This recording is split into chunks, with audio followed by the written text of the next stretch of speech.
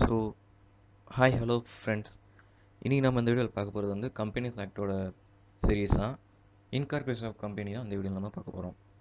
இந்த வீடியோவில் நம்ம எப்படி கம்பெனி இன்கார்பரேஷன் பண்ண போகிறோங்கிறத பார்க்குறது மட்டும் இல்லாமல் அதோட ஃபார்ம் என்னென்ன ஃபார்ம் இருக்குது, அது எப்படி ஃபில் பண்ணணும், அண்ட் கடைசியாக இன்கார்பரேஷன் சர்டிஃபிகேட் எப்படி இருக்குங்கிறத இந்த வீடியோவில் நம்ம பார்க்க போகிறோம். ஓகே, ஃபர்ஸ்ட் இன்கார்பரேஷன் எல்லாத்துக்கும் போகிறதுக்கு முன்னாடி கம்பெனி பற்றின ஒரு சின்ன ஒரு விளக்கம் பார்த்துடலாம். ஓகே, கம்பெனிங்கிறது வந்து என்ன அப்படின்னா, பல நபர்கள் ஒன்றிணைந்து ஒரே நோக்கத்துக்காக ஒரு தொழிலையோ இல்லை ஒரு செயலையோ செய்கிறதுக்காக உருவாக்கப்படுற ஒரு சட்ட நபர், அதான் கம்பெனிங்கிறத வச்சுக்கலாம். அப்படி உருவாக்கப்படுற கம்பெனி வந்து பல வகையான கம்பெனி இருக்குது. ஒன்று public company, private company, 1% company இருக்குது. இன்னொரு கம்பெனி என்ன அப்படின்னா செக்ஷன் 8 அண்டர் செக்ஷன் 8 கீழே பதியப்படுற சேரிட்டி கம்பெனி, அதெல்லாம் இருக்குது. ஸோ இந்த 3 கம்பெனியை மட்டும் இந்த 3 கம்பெனி மற்றும் எல்எல்பி லிமிடெட் லயபிலிட்டி பார்ட்னர்ஷிப், அப்புறம் வந்து சோல் ப்ரொப்ரைட்டர்ஷிப், இதெல்லாம் ரெஜிஸ்டர் பண்ணுறதுக்குன்னு MOA ministry of corporate association MCA இந்த வெப்சைட்டில் வந்து ஃபார்ம்ஸில் இருக்குது. இதை நம்ம ஆன்லைன்லேயே பதிவு செய்கிற மூலமாக ஒரு கம்பெனி நம்மளாக இன்கார்பரேட் பண்ண முடியும். அதுக்கான ப்ரொசீஜர் என்னென்ன செக்ஷன்ஸ் கீழே நம்ம அந்த ஸ்டெப்ஸ்லாம் எடுக்குங்கிறத இந்த வீடியோவில் பார்க்க போகிறோம். ஸோ ஒரு பப்ளிக் கம்பெனினாலும் சரி, ஒரு ப்ரைவேட் கம்பெனினாலும் சரி, 1% கம்பெனினாலும் சரி, இந்தந்த ஸ்டெப்லாம் ஃபாலோ பண்ணோம் அப்படின்னா நம்ம கம்பெனி ஈஸியாக இன்கார்பரேட் பண்ணலாம். அண்ட் இது வந்து செக்ஷன் 3ல வந்து சொல்கிற விஷயம். செக்ஷன் 3 சப்செக்ஷன் 2ல் வந்து ஏற்கனவே நம்ம பார்த்தோம். இது ஒரு டைப்ஸ் ஆஃப் கம்பெனி கீழே வர்றதான். Limited by share, limited by guarantee, unlimited company. இந்த மாதிரி கம்பெனி நம்ம வந்து இன்கார்பரேட் பண்ணலாம். ஃபார் எக்ஸாம்பிள் வந்து ஒரு பப்ளிக் கம்பெனி எடுத்துட்டோம் அப்படின்னா அந்த கம்பெனியோட லயபிலிட்டி வந்து லிமிடெட் பை ஷேர்ஸாக இருக்கா, லிமிடெட் பை கேரண்டியாக இருக்காங்கிறத நம்ம வந்து அந்த ஃபார்மில் வந்து சொல்ல வேண்டியிருக்கும். இல்லை அன்லிமிடெட் கம்பெனியாக இருக்கா, இந்த மூணில் ஏதாவது ஒரு நம்ம செலக்ட் பண்ணி தான் ஆகணும். ஸோ அதெல்லாம் என்னங்கிறத ஃபர்தராக பின்னாடி போகும்போது பார்ப்போம். ஸோ இது பற்றின விளக்கம் எல்லாம் போன வீடியோவில் நம்ம கொடுத்தாச்சு. ஸோ அந்த வீடியோ லிங்க் கீழே டிஸ்கிரிப்ஷனில் இருக்குது, பார்த்துக்கோங்க. நெக்ஸ்ட் நம்ம பார்க்க போகிறதா வந்து இன்கார்பரேஷன்ஸ் ஆஃப் கம்பெனி. இந்த இன்கார்பரேஷன் கம்பெனியை பொறுத்தளவுக்கு மொத்தம் ஒரு 1 2 3 4 5 6 7 8 ஓகே 6 ஸ்டெப் தான் இருக்குது. இது வந்து அதுக்கப்புறம் நடக்கிற ஒரு சில விஷயங்கள் தான். கமெண்ட்ஸ் பண்ணுறது ஒரு எஃபெக்ட், ரிஜிஸ்ட்ரேஷன் பண்ண என்ன எஃபெக்ட்டுங்கிறது வந்து அதுக்கு அடுத்த ஒரு ஸ்டெப் தான். இந்த 6 ஸ்டெப்பை ஃபாலோ பண்ணோம் அப்படின்னா நம்ம கம்பெனி வந்து ரிஜிஸ்டர் பண்ணிடலாம். வந்து நம்ம கம்பெனியோட என்ன கம்பெனி வைக்க போகிறோங்கிறத டைப்பை நம்ம வந்து செலக்ட் பண்ணணும். என்ன மாதிரி ப்ரைவேட் கம்பெனி ஆரம்பிக்கணும், என்ன டைப்பில் ஆரம்பிக்கணும், 1% கம்பெனி ஆரம்பிக்க போகிறோமா, இல்லை அப்படின்னா ப்ரைவேட் கம்பெனி ஆரம்பிக்க போகிறோமா, இல்லை பப்ளிக் கம்பெனி ஆரம்பிக்க போகிறோமா, இல்லை நான் ப்ராஃபிட் ஆரம்பிக்கும் செக்ஷன் 8 கீழே வர கம்பெனி ஆரம்பிக்க போகிறோமா, இதை நம்ம டிசைட் பண்ணணும். யார் டிசைட் பண்ணுவாங்க அப்படின்னா ப்ரொமோட்டருங்கிற ஒருத்தர் டிசைட் பண்ணுவார். ப்ரொமோட்டர்னா யாருங்கிறத நம்ம அடுத்த வீடியோவில் பார்க்கலாம். ஸோ ஒரு கம்பெனி இன்கார்பரேட் பண்ணுறதுக்கு முக்கியமான விஷயம் என்ன அப்படின்னா ஹியூமன் பவர். ரெண்டாவது வந்து என்ன டைப் கம்பெனி நம்ம வந்து இன்கார்பரேட் பண்ணுங்கிறத புரிஞ்சுக்கணும். 1% கம்பெனி ஓபிசியா, இல்லை ப்ரைவேட் கம்பெனியா, இல்லை பப்ளிக் கம்பெனியா, இல்லை நான் ப்ராஃபிட் ஆர்கனைசேஷன் செக்ஷன் 8 கம்பெனியாங்கிறத நம்ம புரிஞ்சுக்கணும். செலக்ட் பண்ணி வச்சிட்டோம் அப்படின்னா இப்போ ஃபார் எக்ஸாம்பிள் வந்து நம்ம ப்ரைவேட் கம்பெனி இன்கார்பரேட் பண்ண போகிறோம். அப்போ ப்ரைவேட் கம்பெனி இன்கார்பரேட் பண்ண போகிறோம் அப்படின்னா மினிமம் நம்பர் எவ்வளோ பேர் வேணும் அப்படின்னா முன்னாடியே பார்த்தோம் 2 பேர் வேணும். அண்ட் மேக்ஸிமம் ஆஃப் நம்பர் வந்து 200 பேர் வேணும். இன்கேஸ் நம்ம பப்ளிக் கம்பெனி ஸ்டார்ட் பண்ணுறோன்னா மினிமம் நம்பர் 7, மேக்ஸிமம் நம்பர் வந்து அன்லிமிட்டெட். அண்ட் 1% கம்பெனிங்க பிரச்சனையே இல்லை, ஒருத்தர் இருந்தால் போதும். ஆனால் நாமினிங்க ஒருத்தர் வந்து கண்டிப்பாக இருக்கணும். சேரிட்டபிள் அப்ஜெக்டிவ்லாங்கிறது டீட்டெயில் நம்ம பின்னாடி பார்ப்போம். ஸோ இப்போ எந்த கம்பெனி நம்ம முடிவு பண்ணணும், அப்படி முடிவு பண்ணுறோன்னா பப்ளிக் கம்பெனி வந்தோம் அப்படின்னா 2 பேர் இருக்கணும் மினிமமாக, மேக்ஸிமம் 200 பேர். ப்ரைவேட் கம்பெனினா 2 பேர் 200 பேர். பப்ளிக் கம்பெனி அப்படின்னா 7 பேர். அண்ட் மேக்ஸிமம் எவ்வளோ வேணாலும் இருக்கலாம் அப்படின்னு சொல்லியாச்சு. ஸோ இப்போ நம்ம ப்ரைவேட் கம்பெனி ஒன்று ஆரம்பிக்க போகிறோம்னு வச்சுப்போம். ஓகே, நெக்ஸ்ட் ஸ்டெப் வந்து ரெக்குயர்மெண்ட்லாம் என்னென்ன வேணும். ஸோ ப்ரைவேட் கம்பெனி ஆரம்பிக்கணும்னா மினிமம் 2 பேர் இருக்கணும். அதில் வந்து ஃபர்ஸ்ட் டைரக்டராக ஒருத்தர் பேர் வந்து ஆர்டிகல்ஸ் ஆஃப் அசோசியேஷன் வந்து மென்ஷன் பண்ணியிருப்போம், அது இருக்கணும். இன்னொன்று முக்கியமான ஸ்டெப் வந்து அந்த டேரக்டருக்கு ஒரு ஐடென்டிஃபிகேஷன் நம்பர் இருக்கும், டேரக்டர்ஸ் ஐடென்டிஃபிகேஷன் நம்பர். இந்த டின் நம்பர் வந்து அவர் கண்டிப்பாக வேணும். இதுதான் முதல் ஸ்டெப்பு, முக்கியமான ஸ்டெப்பு. ஏன் அப்படின்னா டிஜிட்டலி சைன் போடுறதுக்கு ஏதாவது ஒருத்தவங்களோட சைன் தேவைப்படும். ஸோ அந்த சைன் எப்படி போட முடியும் அப்படின்னா இந்த டின் நம்பர் இருந்தால் தான் போட முடியும். இதான் வந்து ப்ரிலிமினரி ரெக்யர்மெண்ட் அப்படின்னு சொல்லுவாங்க. 3வது ஸ்டெப்பு தான் முக்கியமான ஸ்டெப்பு வந்து reservation of name. Reservation of நேம்னா என்ன அப்படின்னா, இப்போ நம்ம ஒரு கம்பெனியை இன்கார்பரேட் பண்ணணும்னு முடிவு பண்ணி பிரைவேட் கம்பெனி வச்சாச்சு. நம்மகிட்ட இப்போ ஒரு 3 பேர் இருக்காங்க. 3 பேர்த்தில் ஒரு ப்ரொமோட்டர் ஒருத்தர் இருக்காரு, இன்னொருத்தர் 2 பேர்த்த நம்ம ஃபர்ஸ்ட் லெட்டராக போட்டிருக்கோம். போட்டோம் அப்படின்னா நேம் வந்து செலக்ட் பண்ணணும். நேம் எப்படி செலக்ட் பண்ணுங்கிறது வந்து மெமரண்டம் ஆஃப் அசோசியேஷன் ஒரு டாக்குமெண்ட் இருக்குது. அந்த டாக்குமெண்ட் கீழே நம்ம பார்ப்போம். யாரும் வைக்காத ஒரு யூனிக் நேமாக இருக்கணும். அப்படி யூனிக் நேமாக இருந்துச்சு அப்படின்னாலும், ஃபார் எக்ஸாம்பிள் ஏபிசி லிமிடெட்னு வச்சோம் அப்படின்னா ஏபிசி லிமிடெட்னு ஒரு பேர் வைக்கிறோம். ஆனால் ஏற்கனவே ஏபிசிடி லிமிடெட் இருந்துச்சுன்னா அப்போ அந்த பேர் வரக்கூடாது. ஒரு யூனிக்காக ஒரு பேர் இருக்கணும். ஸோ இதுக்காக என்ன பண்ணுறாங்க அப்படின்னா ஃபார்ம் நம்பர் ஃபார்ம் நம்பர் இருக்குது ஃபார்ம் நம்பர் NIC 1 இந்த ஃபார்மில் வந்து ஃபில் பண்ணி கொடுத்தோம் அப்படின்னா என்ன பேர் கொடுக்கோமோ அதுக்கு ரிலேட்டடாக நமக்கு சஜஷனாக ஒரு 3லேருந்து 4 பேர் கொடுப்பாங்க. இப்போ ஏபிசி லிமிடெட் நம்ம கொடுக்குறோம் அப்படின்னா அவங்க பிசி லிமிடெட், சிடி லிமிடெட் அப்படின்னு 4 பேர் ரிலேட்டடாக கொடுப்பாங்க. அப்படி கொடுக்குற பேரை நம்ம ஒரு பேரை வந்து செலக்ட் பண்ணோம். அதுக்கு வந்து NIC ஃபார்ம் நம்பர் 1 அந்த நம்ம ஃபில் பண்ணோம். இப்போ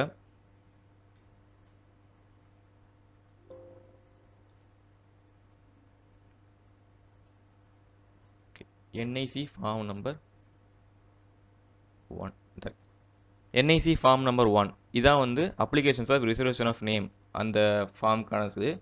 இதில் வந்து இந்த டீட்டெயிலை நம்ம ஃபில் பண்ணி அவங்களோட ரிஜிஸ்டர்ட்ட கொடுத்தோம் அப்படின்னா இதில் என்னென்ன கேட்டிருக்காங்க, ரிசர்வேஷன் ஆஃப் நேமில் அந்த நம்ம சொன்ன அந்த டின் நம்பர், இன்கம் டேக்ஸ் நம்ம கட்டுற அந்த டின் நம்பர் வந்து இங்கே அங்கே மென்ஷன் பண்ணணும். அண்ட் அவங்களோட பர்மனெண்ட் அட்ரஸ், அந்த டின் நம்பர் கொடுத்தாங்க டேரக்டரோட பர்மனெண்ட் அட்ரஸ்ஸு, அவரோட name and middle name, surname, name என்ன வேலை பார்க்காரு, இது அட்ரஸ் எல்லாம் கொடுத்துட்டு கடைசியாக வந்து ஒரு டிக்ளரேஷன் ஃபார்ம் இருக்கும்.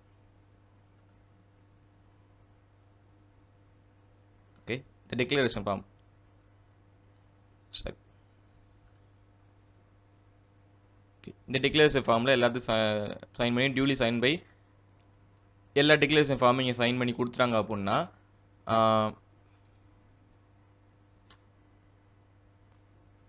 ஓகே சைன் பண்ணி கொடுத்துட்டாங்க அப்படின்னா அண்டர் செக்ஷன் 4 படி 60 நாளைக்குள்ளே அவங்களுக்கு வந்து ஒரு நேம் வந்து அவங்க செலக்ட் பண்ணுற மாதிரி வரணும். ஸோ ரிசர்வேஷன் ஆஃப் நேம்னா என்ன அப்படின்னா ஒரு நிமிஷம்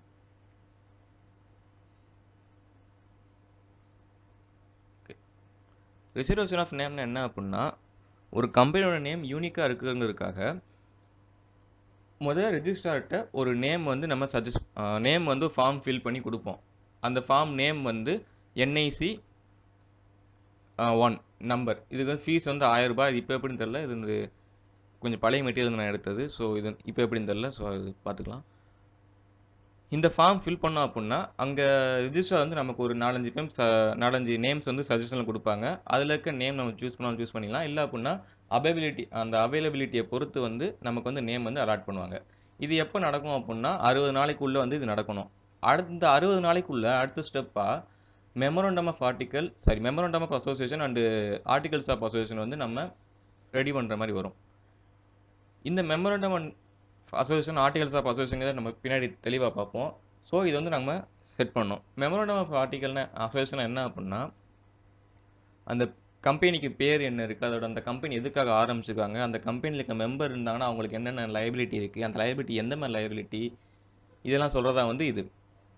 ஓகே, நெக்ஸ்ட்டு வந்து ஆர்டிகல்ஸ் ஆஃப் அசோசியேஷன் என்ன அப்படின்னா அந்த கம்பெனி எப்படி செயல்படணுங்கிற ஒரு விஷன் மாதிரி கூட வச்சுக்கலாம். ஸோ இதெல்லாம் நம்ம டீட்டெயிலாக நம்ம வந்து அடுத்த வீடியோவில் பார்க்கலாம். ஸோ இது வந்து அந்த 60 days இடைப்பட்ட காலத்தில் வந்து இதை நம்ம மேக் பண்ணணும். நெக்ஸ்ட்டு முக்கியமானது வந்து filling the document, incorporation document. Company register இருக்கா இல்லையா, அவர்கிட்ட வந்து நம்ம வந்து டாக்குமெண்ட் வந்து ரெஜிஸ்டர் அந்த ஃபார்மை ஃபில் பண்ணோம். அந்த ஃபார்ம் நம்பர் என்ன அப்படின்னா வந்து 1% கம்பெனியாக இருந்துச்சு அப்படின்னா NIC 2 அந்த ஃபார்ம் நம்பர் ஃபில் பண்ணோம். அதர் கம்பெனியாக இருந்துச்சு அப்படின்னா NIC 7 இந்த ஃபார்ம் வந்து ஃபில் பண்ணோம். அந்த ஃபார்ம் நம்பர் வந்து பார்த்துக்கோங்க. இப்போ பார்ப்போம். யா என்ஐசி 2. இந்த என்ஐசி 2ங்கிறது வந்து 1% கம்பெனிக்காரங்க வந்து 1% கம்பெனி இன்கார்பரேட் பண்ணணுங்கிற இருந்தாங்க அப்படின்னா இந்த NIC 2 number form number NIC 2 வந்து ஃபில் பண்ணுற மாதிரி வரும். இதில் வந்து நேம் ஆஃப் த கம்பெனி கொடுத்தாங்கன்னா அந்த நம்ம ரெஜிஸ்டர் வந்து அலாட் பண்ணி கொடுத்துருப்போம், அந்த நேம் கொடுக்கணும், அந்த கம்பெனியோட நேம் கொடுக்கணும், அந்த என்ன டைப் கம்பெனி 1% கம்பெனினா 1% கம்பெனி கொடுத்துருப்பாங்க, அந்த கிளாஸ் ஆஃப் கம்பெனி கேட்டகரி எந்த கேட்டகரியில் வருது சப் கேட்டகரி கொடுக்கணும், அதுக்கப்புறம் வந்து எந்த ஸ்டேட்டில் இருக்குது, அந்த எந்த டிஸ்ட்ரிக்டில் இருக்குது, எந்த ரெஜிஸ்டர் ஆஃபீஸ்க்குள்ளே வருது, எல்லாத்தையும் கொடுக்கணும். கடைசியாக இங்கே வாங்க, இது ரிஜிஸ்டர்ட் ஆஃபீஸோட டேட்டு, சரி அந்த ரிஜிஸ்டர் ஆஃபீஸோட இடத்த குறிக்கணும், இங்கே கொடுக்கணும்.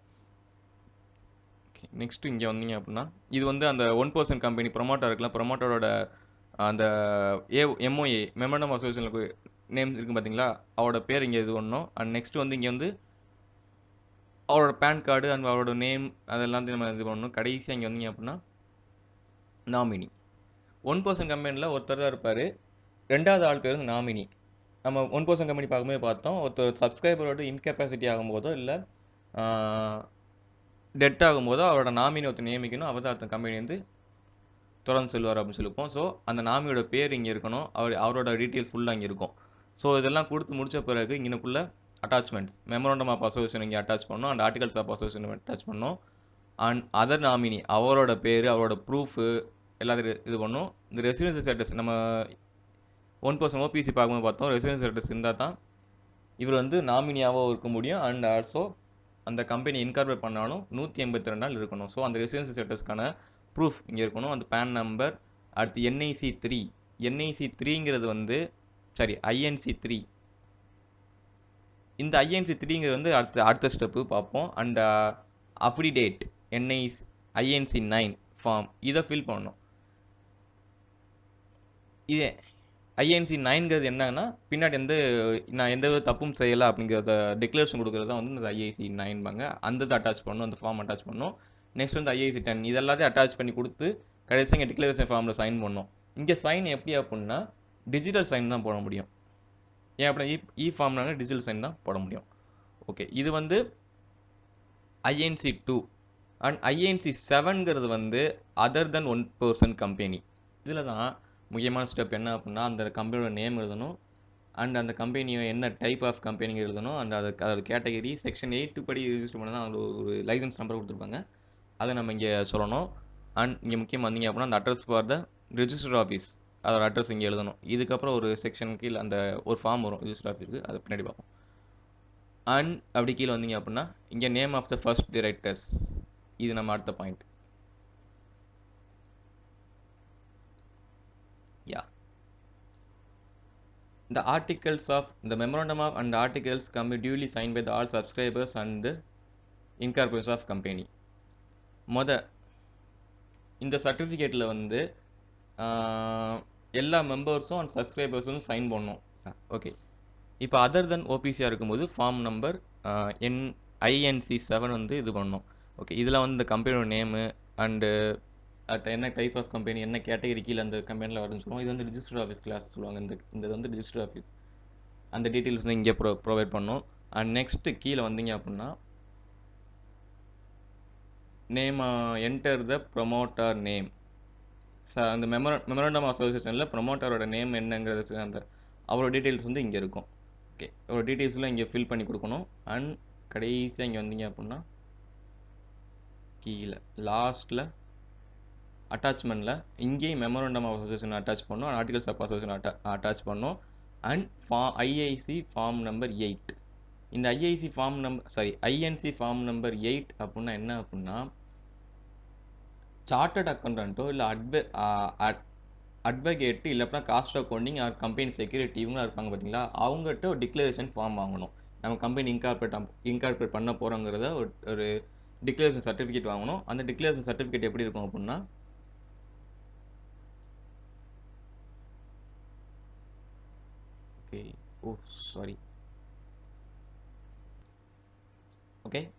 அந்த செக்ஷன் ஐஎன்சி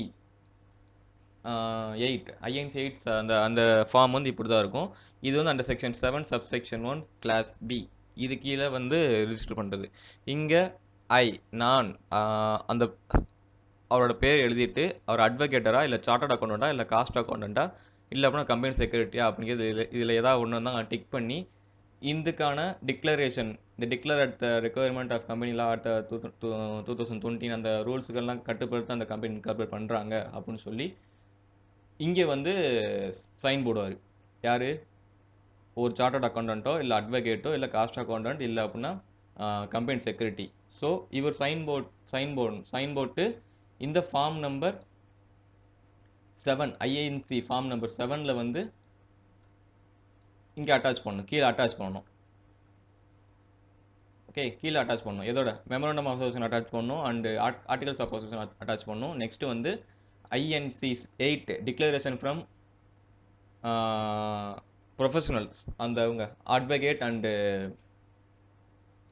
அந்த second point declaration in the prescribed form INC 8 by advocate or chartered accountant or cost accountant or the company security. இவங்ககிட்ட எல்லாத்தையும் நம்ம வந்து டிக்ளரேஷன் ஃபார்ம் சைன் வாங்கி அதில் அந்த ஃபார்ம் நம்பர் ஐஎன்சி 7ல் வந்து அட்டாச் பண்ணோம். நெக்ஸ்ட் வந்து அஃப்ரிடேட், அதாவது பொறுப்புறுதி இல்லை அப்படின்னா தமிழில் எப்படி சொல்லணும்னு தெரில. ஸோ அந்த ஃபார்ம் நம்பர் வந்து 9 ஐஎன்சி 9 இந்த ஃபார்ம் நம்பர் வந்து ஃபில் பண்ணும் ஐஎன்சி 9. ஓகே, இந்த ஐஎன்சி 9ங்கிற ஃபார்ம் நம்பர் என்ன, அந்த நம்பர் என்ன அப்படின்னா இதில் இருக்கிற சப்ஸ்கிரைபர்ஸோ இல்லை இதில் இருக்கிற டேரக்டர்ஸ் அண்ட் இதை இன்கார்பரேட் பண்ணுற ப்ரொமோட்டர் யாரும் எந்த விதமான தப்பும் செய்யலை, ப்ரீவியஸ் இயர் எந்த விதமான தப்பும் செய்யலை அப்படின்னு எழுதி கொடுக்குற ஒரு அந்த டிக்ளரேஷன் ஃபார்ம் தான் என்ஐசி 9 ஐஎன்சி 9. இந்த ஐஎன்சி 9 ஃபார்ம்ங்கிறது வந்து எந்தவித திருட்டு சம்பவம் அப்புறம் கையாடல் அப்புறம் எந்தவித குற்ற சம்பவத்துக்காக ஜெயில் தண்டனை எதுவுமே ஜெயில் தண்டனை எதுவுமே இல்லை, ஜெயிலுக்கு போனவங்க இல்லைங்கிறத சொல்கிறதா வந்து இந்த ஐஎன்சி 9 ஃபார்ம். இந்த ஃபார்மையும் எங்கே சப்மிட் பண்ணணும் அப்படின்னா இன்கார்பரேஷன்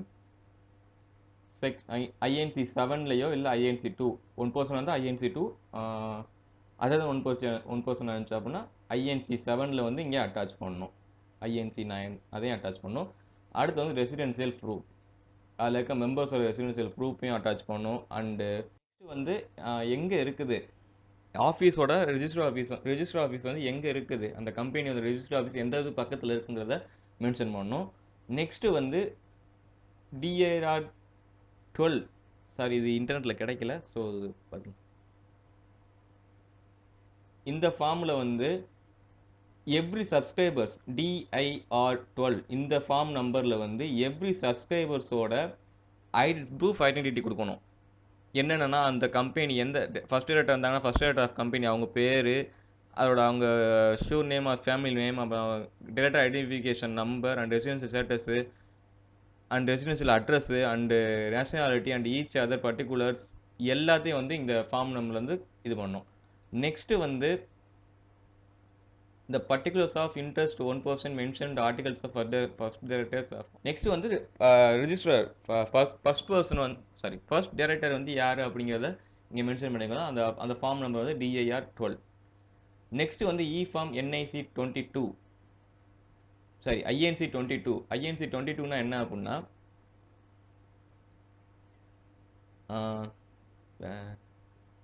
ஓகே இந்த இருக்கு INC 22. INC 22ங்கிறது வந்து சரி 2 ஓகே இந்த INC 22ங்கிறது வந்து verifications of situation of register office. நம்ம ரிஜிஸ்டர் பண்ணுற அந்த கம்பெனி வந்து எந்த இடத்துல இருக்காங்க வெரிஃபிகேஷன் பண்ணுவாங்க. ஸோ அந்த ஃபார்ம் வந்து இந்த ஃபார்மில் வந்து என்னென்ன அட்டாச் பண்ணோம் அப்படின்னா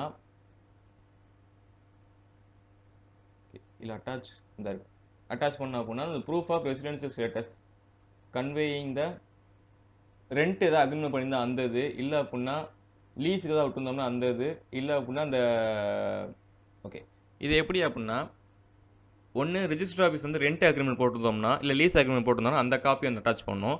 அப்படி இல்லை அப்படின்னா கேஸ் பில் இல்லை அப்படின்னா கேஸ் பில்லு ஃபோன் பில் கட்டியிருந்தோம்னா அதில் அட்ரஸ் வந்து இதாக இருக்கும். அந்த அட்ரஸ்க்கான ப்ரூஃபை வந்து இங்கே நம்ம அட்டாச் பண்ணி ரிஜிஸ்டர் ஆஃபீஸை கொடுக்கணும். ஸோ இதெல்லாம் கொடுத்ததுக்கப்புறம் கம்பெனியோட இன்கார்பரேஷன் சர்டிஃபிகேட் வந்து கொடுப்பாங்க. இதை ஃபில் பண்ணுற ஃபார்ம் நம்பர் வந்து NIC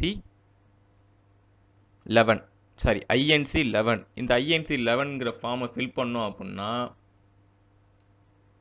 இந்த ஐஎன்சி 11ங்கிற அந்த ஃபார்மை ஃபில் பண்ணி கொடுத்தோம் அப்படின்னா நமக்கு வந்து கம்பெனி ஐடென்டிஃபிகேஷன் நம்பர் சிஐஎன் அந்த நம்பர் வந்து அலாட் பண்ணுவாங்க. அந்த அலாட் பண்ண 7 நாளைக்குள்ளே நமக்கு வந்து அதை அலாட் பண்ண 7 நாளைக்குள்ளே நமக்கு வந்து இன்கார்பரேஷன் சர்டிஃபிகேட் கிடச்சிரும். இன்கார்பரேஷன் சர்டிஃபிகேட் எப்படி இருக்கணும் அப்படின்னா இப்படி தான் இருக்கும். இதான் இன்கார்பரேஷன் சர்டிஃபிகேட். ஓகே,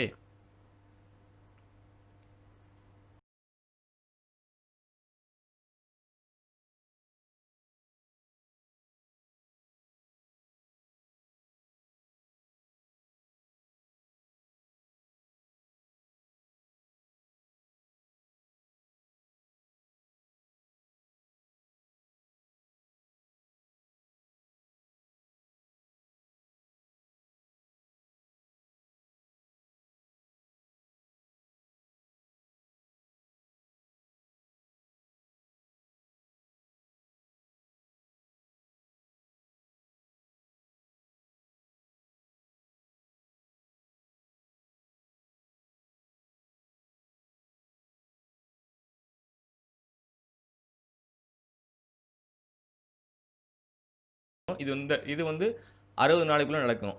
இந்த 60 நாள் கேப்பில் வந்து நம்ம நெக்ஸ்ட்டு வந்து மெமோரண்டம் அண்ட் மெமோரண்டமும் ஆர்டிகலையும் நம்ம ப்ரிப்பேர் பண்ணணும். அண்ட் அதை ப்ரிப்பேர் பண்ணதுக்கப்புறம் வந்து என்ஐசி 2னா 1% கம்பெனியோட ரிஜிஸ்ட்ரேஷன் ஃபார்ம் ஃபில் பண்ணணும். அண்ட் என்ஐசி 7க்கு வந்து அதர் பர்சன் கம்பெனிக்கான ரிஜிஸ்ட்ரேஷன் ஃபார்ம் ஃபில் பண்ணணும் அந்த 60 நாளைக்குள்ள. நெக்ஸ்ட்டு வந்து இதில் என்ன அப்படின்னா மெமோரண்டம் ஆஃப் கம்பெனியில் வந்து எல்லா சப்ஸ்கிரைபர்ஸும் சைன் பண்ணணும். அண்ட் டிக்ளரேஷன் ஃபார்ம் ஐஎன்சி 8 அந்த டிக்ளரேஷன் ஃபார்ம் வந்து அந்த ஃபார்மோட நம்ம இன்கார்பரேட் பண்ணுற ஃபார்ம் நம்பர் வந்து ஐஎன்சி 7 அதில் வந்து நம்ம அட்டாச் பண்ணோம். அண்ட் ஐஎன்சி 9ங்கிறது வந்து எல்லா சப்ஸ்கிரைபரோட நேம், அப்புறம் வந்து ஃபர்ஸ்ட் டேட்டோட நேமு, அவங்களோட சிச்சுவேஷன், அவங்க